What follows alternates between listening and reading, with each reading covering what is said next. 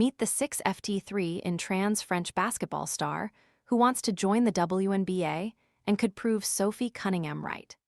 French transgender basketball player Julie Tetart has revealed her dreams of playing in the WNBA, potentially adding a new chapter to the ongoing debate over transgender athletes participating in professional women's sports.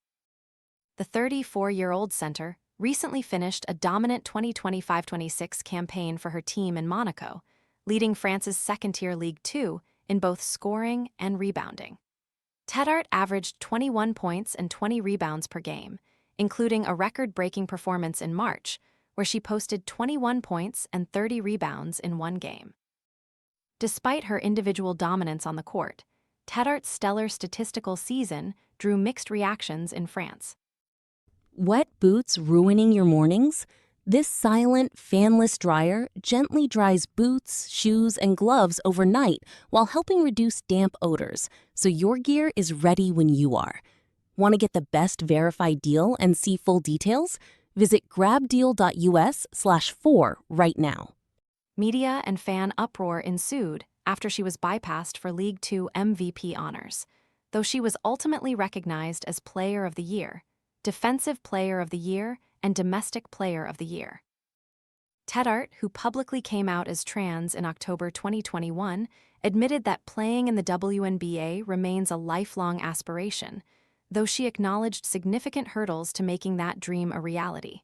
"If they contact me, I won't say no, but you have to be realistic. I'm old, and there are far better players than me," Tetart told Outkick. French transgender basketball star Julie Tetart has revealed dreams of playing in the WNBA. The 34-year-old recently finished a dominant 2025-26 campaign for her team in Monaco. Her calls to play in the WNBA come amid drama surrounding transgender athlete inclusion, after Sophie Cunningham spoke about protecting young girls from biological men. "Obviously, it's a childhood dream just like for any female basketball player, but unfortunately, it's not possible," the French native wrote back. When pressed on why it's not possible, Tetart noted, "The league, yes. The country, no," hinting at potential political hurdles under the Trump administration. However, she confirmed that if a WNBA franchise offered her a contract, she would be ready to step onto the court. Former WNBA player Audrey Sarret, who is French, voiced concerns earlier this year regarding trans athletes competing in women's leagues, arguing that allowing participation creates unfair competition for biological women and risks discouraging female athletes. She said, "League 2 serves as a kind of testing ground to introduce trendy ideas, but by allowing them to participate in professional competitions, we create unfair competition, especially for younger players. This can close doors and discourage aspiring athletes. This situation risks becoming commonplace, even if it's regulated. Men and women aren't built the same way. Changing hormones doesn't erase gender differences. I regret that this issue wasn't addressed much sooner." The prospect of Tetart, who stands at 6FT3 in entering the league, comes as the WNBA faces heightened scrutiny and debate regarding athlete eligibility. Indiana Fever guard Sophie Cunningham recently sparked widespread national discussion after publicly advocating for restrictions to protect young girls in sport who shouldn't have to go against biological men. "If they contact me, I won't say no. But you have to be realistic. I'm old, and there are far better players than me," Tetart said about her aspirations of playing in the WNBA. Cunningham's comments have been met with backlash in the WNBA, such as when Minnesota Lynx head coach Cheryl Reeve wore a Trans Kids Belong t-shirt on Sunday.